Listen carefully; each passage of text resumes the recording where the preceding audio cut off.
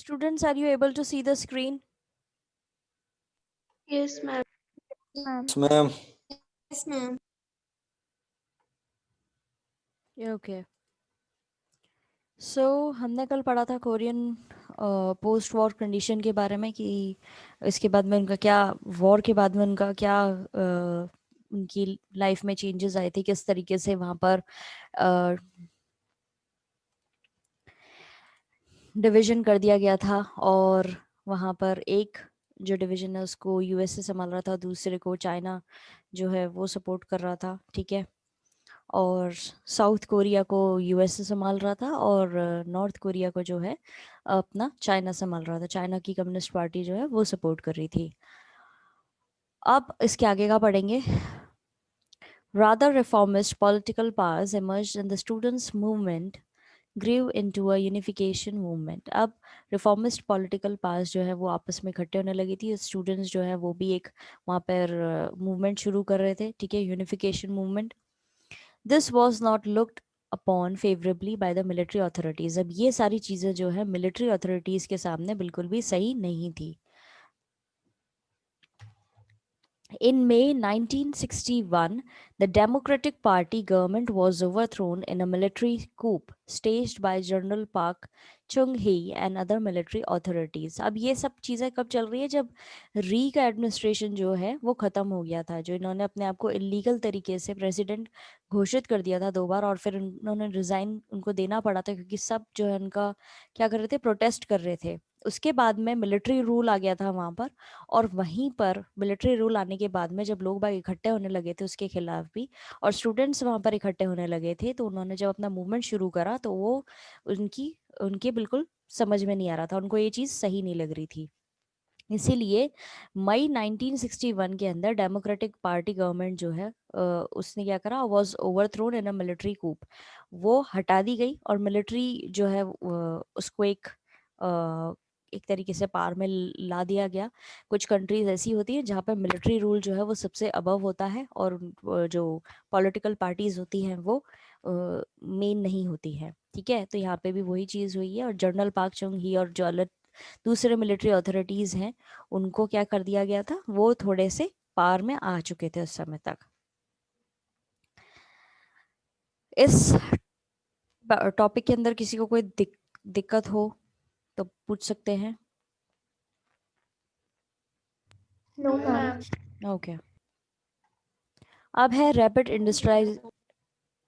Industrialisation under strong leadership. अब यहाँ पर भी अच्छा इंडस्ट्रियलाइजेशन हो रहा था, ठीक है, एकदम से। और वो किसके अंडर हो रहा था? एक अच्छे लीडरशिप के अंडर हो रहा था। In October 1963, an election was held and military coup leader Park Chung-lee was elected the president. अब यहाँ पर जो तख्ता पलट हो चुका था पहले ही, ठीक है, पॉलिटिकल पार्टीज हटा दी गई थी, डेमोक्रेटिक पॉलिटिकल पार्टी गवर्नमेंट का हटा दिया गया था, और मिलिट्री जो है वो आ गई थी पार में। तो जब अक्टूबर 1963 के अंदर इलेक्शन हुए तो मिलिट्री कूप के जो लीडर थे पाक चुंग ही, वो जो है उनको इलेक्ट किया गया एज अ प्रेसिडेंट।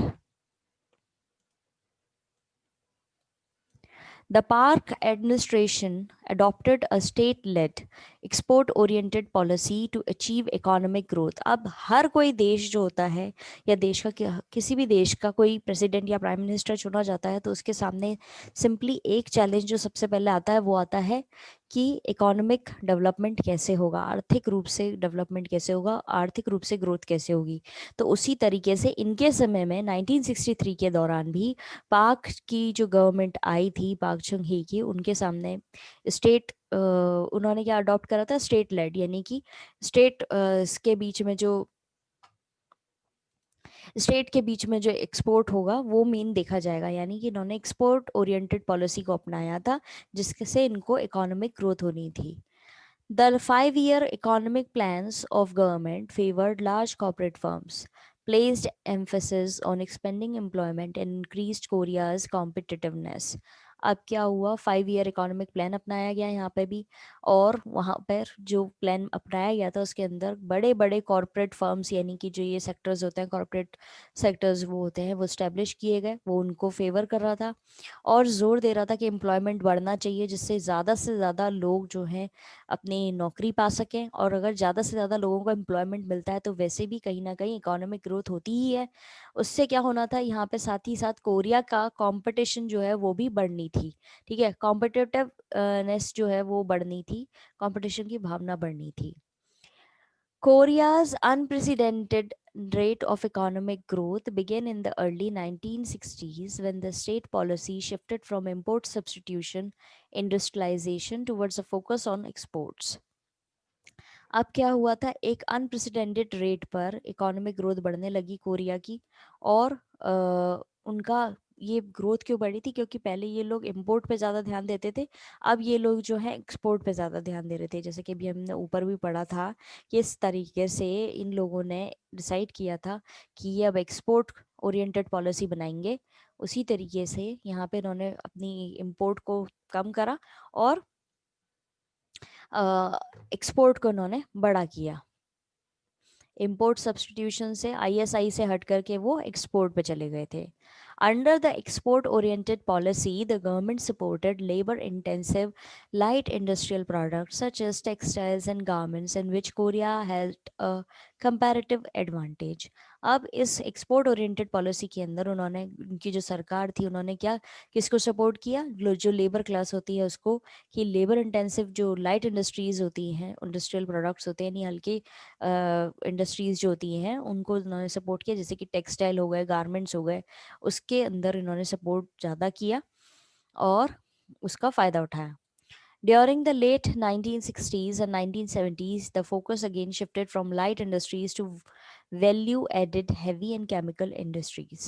अब पहले तो उन्होंने ये चीज़ करी, उसके बाद में 1960s से 70s के दौरान वापस से इनका ध्यान लाइट इंडस्ट्रीज़ जो होती हैं उससे हट करके बड़ी हैवी इंडस्ट्रीज़ और केमिकल इंडस्ट्रीज़ जो होती हैं वहाँ पर इनका फोकस चला गया। Steel, non ferrous metals, machinery, shipbuilding, electronics, chemical production were selected as the most important industries in the race for economic growth. अब जो हैवी इंडस्ट्रीज थी, केमिकल इंडस्ट्रीज थी, उसके अंदर क्या क्या आने लगा था, steel, non ferrous metals, machinery, ship building, ships बनाना, इलेक्ट्रॉनिक्स, केमिकल प्रोडक्शन, ये सारी चीज़ें जो है इंपॉर्टेंट इंडस्ट्रीज बन गई थी। क्योंकि ये कौन सी रेस के लिए ये लोग रेडी कर रहे थे, मतलब कौन से कंपटीशन के लिए, इकोनॉमिक ग्रोथ के लिए, क्योंकि इससे ज़्यादा फायदा होता है। फॉर सपोज आपको एक एग्जांपल दिया जाए कि आपको एक जॉब मिल रही है, ठीक है, एक क्लोथिंग फैक्ट्री के अंदर आपको, जहाँ पे कपड़े बनते हैं वहाँ पे आपको जॉब मिल रही है, और आपको आपकी सैलरी जो है वो 45,000 है पर मंथ, ठीक है। और दूसरी तरफ आपको शिप बिल्डिंग के अंदर एक इंजीनियर की पोस्ट पे जॉब मिल रही है, और वहाँ पे आपका पैकेज जो है वो 1 लाख पर मंथ का है, आपको सैलरी 1 लाख पर मंथ मिलेगी। तो आप लोग कौन सी जॉब प्रेफर करेंगे, आप 45,000 वाली करेंगे या 1 लाख वाली करेंगे? 1 लाख वाली। Exactly exactly. तो यहाँ पे भी वही चीज़ हो रही थी, जिससे इनको ज़्यादा इकोनॉमिक ग्रोथ मिले, जिससे इनकी इकोनॉमी सुधरे। इसलिए वो चीज़ पे पहले तो ये शुरू कर रहे थे, लाइट इंडस्ट्री काम इन्होंने शुरू करा है जो छोटी छोटी इंडस्ट्रीज थी उससे, और फिर उसके बाद में ये स्विच कर गए बड़ी इंडस्ट्रीज की तरफ, इनका फोकस चला गया था। इसीलिए यहाँ पे बोला गया है रैपिड इंडस्ट्रियलाइजेशन हुआ था। और किसकी अंडर, स्ट्रॉन्ग लीडरशिप। लीडर कौन थे, ये जो जर्नल लीडर थे यहाँ के मिलिट्री के, पाक चुंग ही।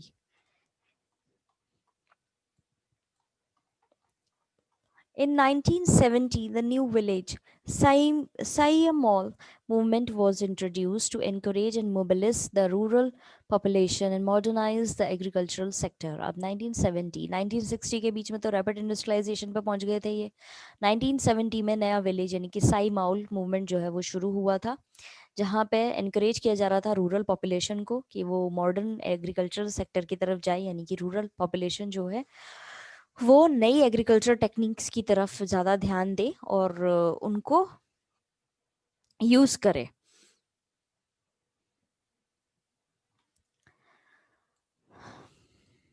This campaign aimed at reforming the spirit of the people from being passive and disheartened to being becoming active and hopeful. अब ये कैंपेन जो था उसका मेन एम ये था कि लोगों के अंदर जो एक उनको एनकरेज करने के लिए था कि भाई आप बिल्कुल निराशावादी ना होकर के अपने मन छोटे करके ना रहें, बल्कि आप एक्टिव होएं और आप आशावादी बने, इसलिए ये मूवमेंट भी चलाया गया था.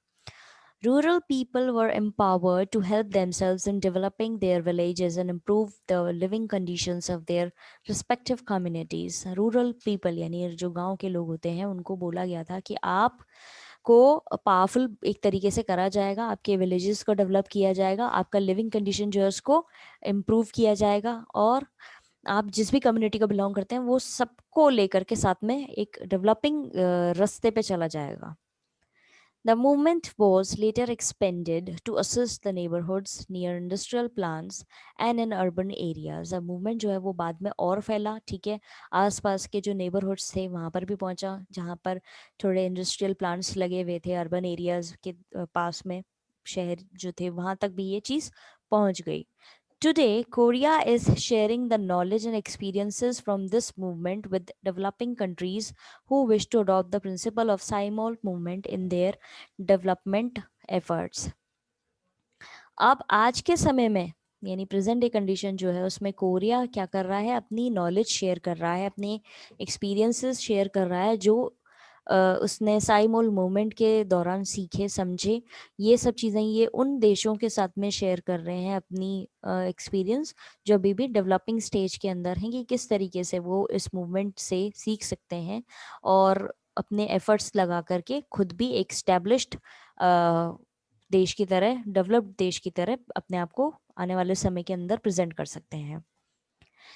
इस टॉपिक के अंदर अभी तक जितने भी हमने पैराग्राफ्स पढ़े हैं उसमें आपको कोई दिक्कत आई है तो आप लोग पूछ सकते हैं.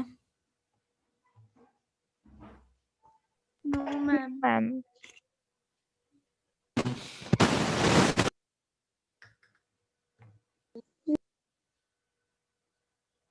ओके.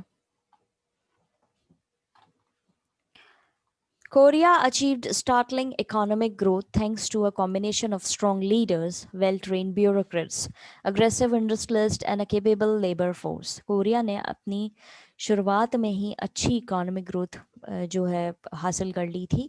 अब ये क्यों करी थी? क्योंकि इसके लीडर्स बहुत स्ट्रांग थे, यहाँ पे अच्छे वेल ट्रेन ब्यूरोक्रेट्स थे, और इंडस्ट्रियलिस्ट जो थे वो बहुत अग्रेसिव यानी कि वो काम करने के लिए पूरी तरीके से इन्वॉल्व थे, और इनकी जो लेबर थी यानी जो मजदूरी वर्ग था वो भी काफ़ी मेहनती था. Ambitious entrepreneurs responded well to government incentives to increase exports and develop new industries. और जो एंटरप्रेन्योर्स थे यानी कि जो अपने खुद के बॉस होते हैं, खुद का अपना बिजनेस शुरू करते हैं, वो भी गवर्नमेंट के द्वारा दिए जाने वाले इंसेंटिव्स को अच्छे से इस्तेमाल कर रहे थे और अपना एक्सपोर्ट बढ़ा रहे थे और नई इंडस्ट्रीज लगा रहे थे. The high level of education also contributed to the economic growth of Korea. अब हाई लेवल ऑफ एजुकेशन यानी अच्छी लेवल की एजुकेशन जो है वो भी क्या मदद कर रही थी, जिससे इकोनॉमिक ग्रोथ जो है कोरिया की बढ़े. अब इसको अगर आप अपनी प्रेजेंट डे लाइफ से भी कंपेयर कर रहे हैं तो हमारे देश की इकोनॉमिक ग्रोथ में जो हमारा आने वाला यूथ है, अगर वो अच्छे से पढ़ लिख जाएगा तो हमारे यहाँ के जो ह्यूमन रिसोर्सेज हैं उसकी कैटेगरी के जो यूथ हैं वो पढ़े लिखे होंगे, तो हमारे देश की भलाई होगी, हमारे देश की इकोनॉमिक ग्रोथ बढ़ेगी. तो इसी तरीके से यहाँ पे भी हो रहा था. At the dawn of Korea's industrialization, almost all Korean workers were already literate and could easily acquire new skills. अब कोरिया के इंडस्ट्रियलाइजेशन के दौरान में यहाँ पे जितने भी कोरियन वर्कर्स थे वो सब पढ़े लिखे थे, लिटरेट थे, और वो आसानी से नए हुनर, नए स्किल्स जो हैं वो सीख पा रहे थे. अब अगर हमारे यहाँ के अगर लोगों को देखा जाए तो हमारे यहाँ का एक पर्टिकुलर एरिया जो है, पर्टिकुलर प्रोपोर्शन जो है लोगों का, वो ही एजुकेटेड और लिटरेट है. बाकी अधिकतर लोग जो हैं वो इलिटरेट हैं, और उनको हम एकदम से हुनर और नई स्किल्स और मॉडर्न टेक्नोलॉजीज नहीं सिखा सकते हैं.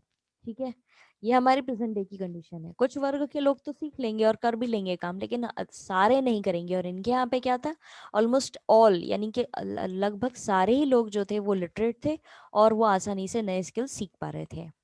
At the same time, the country's open economic policy worked to absorb more advanced institutions and technologies from other countries.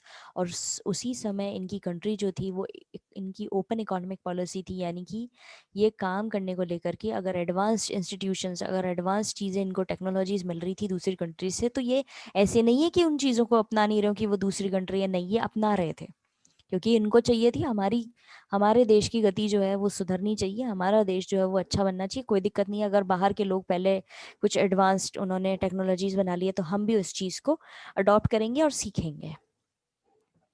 Foreign investment and Korea's high domestic savings rate helped develop the heavy industrial sector, while remittances from South Korean workers overseas also contributed to the overall economic development.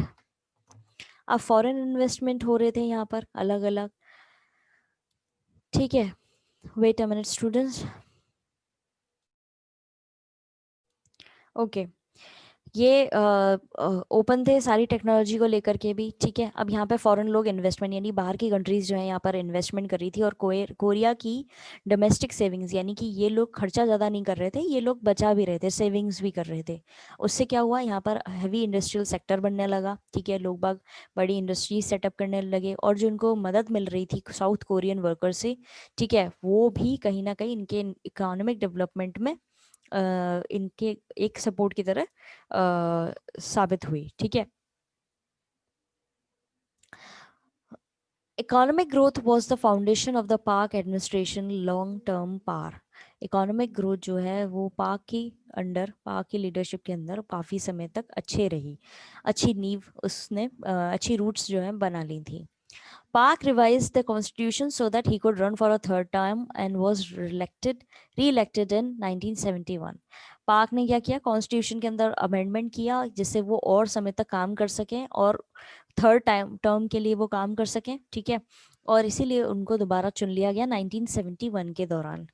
In October 1972, Park declared and implemented that Houston Constitution, which made permanent presidencies possible.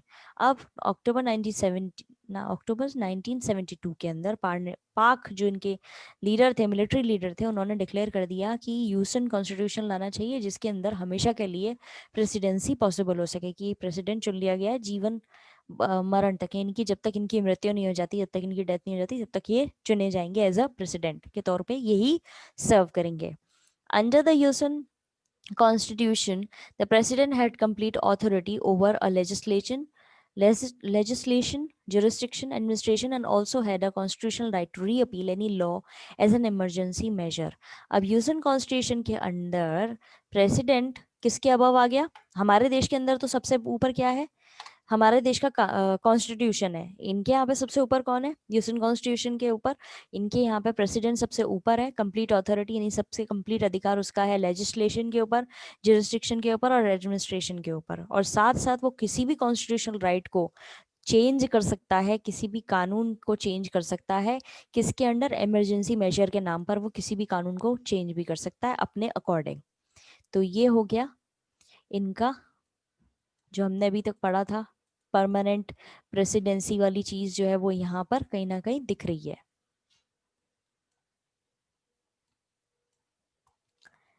अभी तक किसी को कोई problem? Yes. No, ma'am.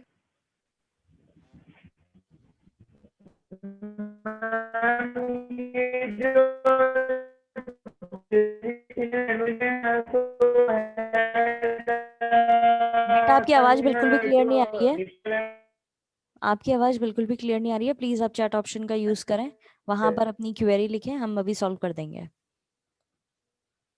आवाज clear नहीं आ रही है आपकी बिल्कुल भी।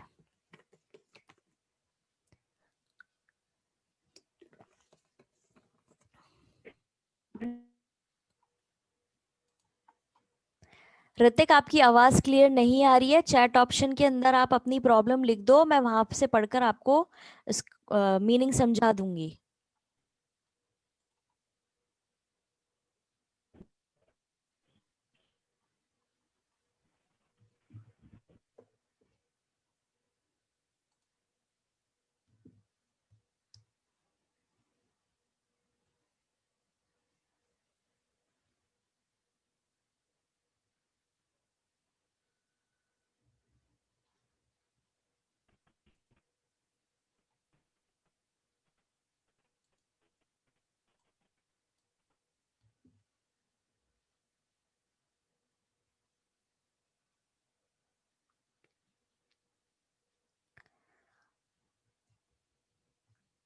So basically we are waiting for Ritik to write his problem solve करने के बाद में हम आगे बढ़ेंगे. एक बार प्रॉब्लम सॉल्व हो जाए ऋतिक की.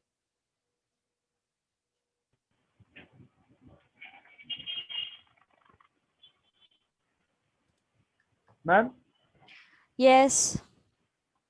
इन अक्टूबर 1972 वाली लाइन से बताओ. तुम्हारी आवाज क्लियर नहीं आ रही है. चैट ऑप्शन के अंदर जाकर के लिखो कहाँ से पढ़ाना है, क्या चीज समझ में नहीं आई है.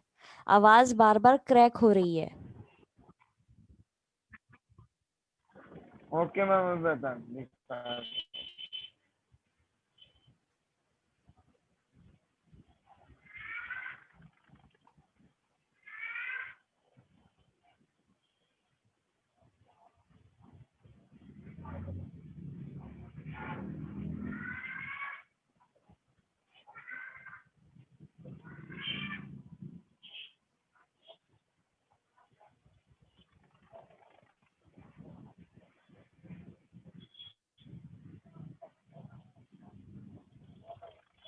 मैम कर दिया. अक्टूबर 1972 से पाक ने डिक्लेयर कर दिया था अपने आप को, जो वहाँ के प्रेसिडेंट चुने गए थे पहले, उन्होंने अपने आप को डिक्लेयर कर लिया था. ह्यूसन, इनका कॉन्स्टिट्यूशन का नाम दिया गया ह्यूसन कॉन्स्टिट्यूशन. उसके अंदर उन्होंने अपने आप को परमानेंट प्रेसिडेंट घोषित कर लिया था. जब तक कि उनकी डेथ नहीं हो जाती तब तक वही प्रेसिडेंट रहेंगे उस देश के. वो उन्होंने अपने आप को घोषित कर लिया था. और ह्यूसन कॉन्स्टिट्यूशन के अंदर ही अपने आप को प्रेसिडेंट के तौर पे इन्होंने इस तरीके से डिक्लेयर कर दिया था कि मैं सारी चीज़ों के ऊपर अबव हूँ. मैं मतलब सब पर मेरा अधिकार है. वो लेजिस्लेशन हो, जुरिस्डिक्शन हो या एडमिनिस्ट्रेशन हो या कोई भी गवर्नमेंट ऑफिस हो, उससे सबसे ऊपर मैं हूँ. और अगर मेरे को लगा कि कहीं पर नीड आ रही है किसी भी कॉन्स्टिट्यूशनल राइट को रीअपील करने की, यानी कि कॉन्स्टिट्यूशन राइट को बदलने की, कानून को बदलने की, किसी भी कानून को चेंज करने की, अमेंडमेंट लाने की, तो मैं उसको इमरजेंसी मेजर के नाम पर चेंज भी कर सकता हूँ. ये सब चीज़ें इन्होंने डिक्लेयर कर दी थी.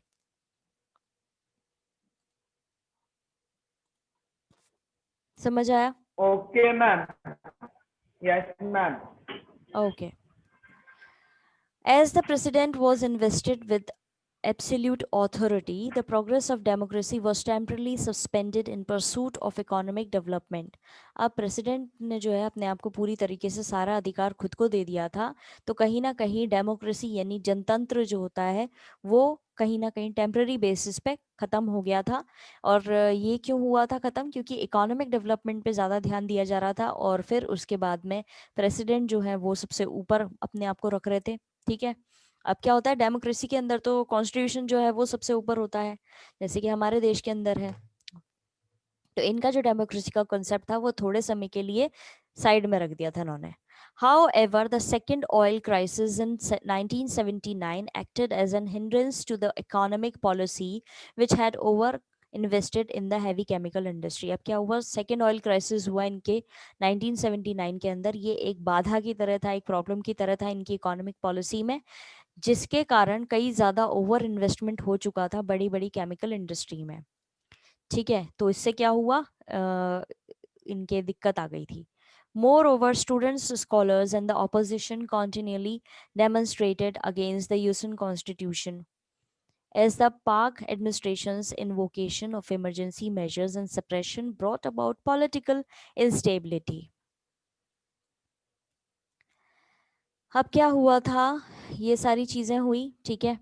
अब इनके यहाँ पर जो बच्चे थे, जो स्टूडेंट काउंसिल था, वो भी क्या कर रहा था, एक्ट कर रहा था अपनी तरफ से, कोशिश कर रहा था सब चीज़ों को कवर अप करने की. यहाँ पर जो इनके जो प्रेसिडेंट रहे हैं उन्होंने क्या अपने आप को सबसे अबव कर लिया था. पार्क जो थे उन्होंने अपने आप को सबसे ऊपर घोषित कर दिया था कि मैं सब चीज़ों के ऊपर हूँ, सारे ऑफिशियल जो भी इंस्टीट्यूशन है उनके अबव हूँ.